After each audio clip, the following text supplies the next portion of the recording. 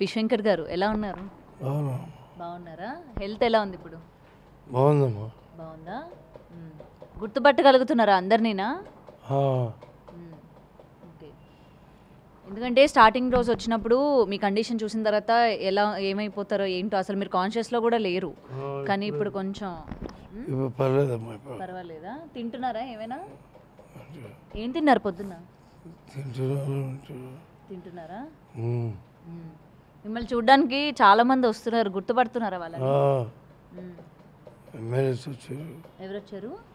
MLAs వచ్చారు, ఎమ్మెల్యేలు వచ్చారా? మీ ఫ్రెండ్స్ వచ్చారా? వచ్చారు. వచ్చారు. మ్మ్. ఓకే.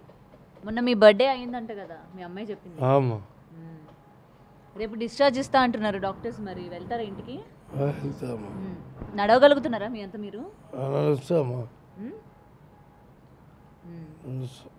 ఓకే. ఓకే. మీ కండిషన్ చూసి చాలామంది మీ అభిమానులు కావచ్చు, బయట నుంచి అందరూ కూడా మీరు త్వరగా కోలుకోవాలి అని చెప్పి కోరుకుంటున్నారు. ఏం చెప్తారు వాళ్ళకి?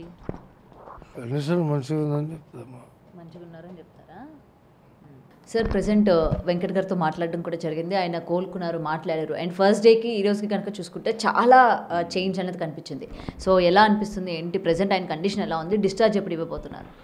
ప్రస్తుతానికి కండిషన్ ఇంప్రూవ్ స్టేట్లో ఉంది. ఈరోజు కూడా డయాలసిస్ చేస్తాము.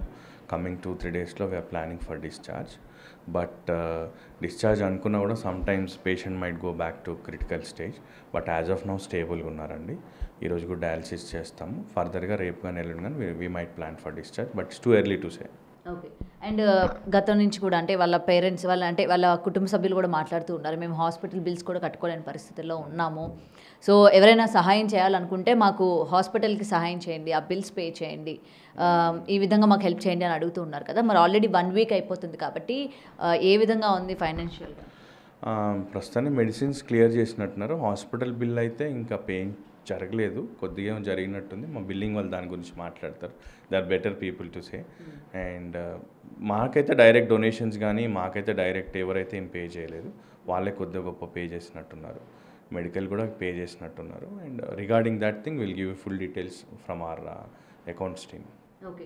సో అంటే ఇప్పటి వరకు వాళ్ళు ఏమైనా క్లియర్ చేయడం, ఎందుకంటే ఇంకొక 2 డేస్లో మీరు డిశ్చార్జ్ ఇస్తామంటున్నారు. ఆల్రెడీ చాలామంది స్పందించి వాళ్ళకి సహాయం చేస్తున్నారు కాబట్టి క్లియర్ చేయడం కానీ ఏమైనా జరిగింది? అది మెడికల్ క్లియర్ చేసినట్టున్నారు. హాస్పిటల్ బిల్లు మిగతావి కూడా ఏం చేయలేదు. చేస్తా అన్నారు, చేస్తారని అనుకుంటున్నాను. ఓకే. అనుకుంటున్నాను అంటున్నారు. చేస్తాను అనుకుంటున్నాము. అది మేము అడిగినప్పుడు చేస్తామని చెప్తున్నారు. Just we are waiting for that. మేము కూడా మా తరఫు నుంచి ఆల్మోస్ట్ 50-60% హాస్పిటల్ బిల్ సగం చేసి కట్టిపిద్దామని అనుకుంటున్నాము. ఆ ఫర్దర్ డీటెయిల్స్ నాకు ఐడియా లేదు, మా అకౌంట్స్ వాళ్ళు చెప్తారు దాని గురించి. Thank you.